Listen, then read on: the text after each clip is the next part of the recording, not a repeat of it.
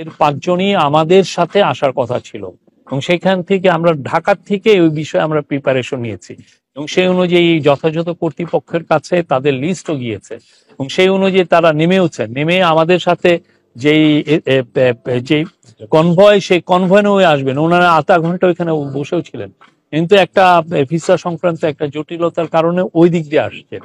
হ্যাঁ, ফলে যেটা হয়েছে যে ওই দিকে আমাদের প্রিপারেশনটা হতে ছিল না। আর আওয়ামী লীগের লোকরা যে এরকম করবে সেটা অবশ্যই আমাদের তরফ থেকে বলা হয়েছিল, কিন্তু কমিউনিকেশন কিছু গ্যাপ হয়েছে, এগুলো নিয়ে আমরা দেখছি। এই আর এটা নিয়ে আমরা খুব স্পষ্ট একটা বক্তব্য দিয়েছি, আমরা সবাইকে বলবো যে আপনারা স্টেটমেন্টটা পড়বেন।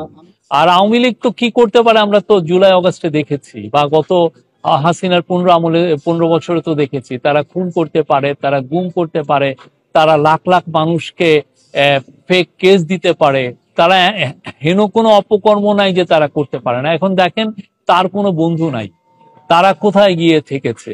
হ্যাঁ, রাস্তার ছেঁচড়াদের মতো তাদের অবস্থা।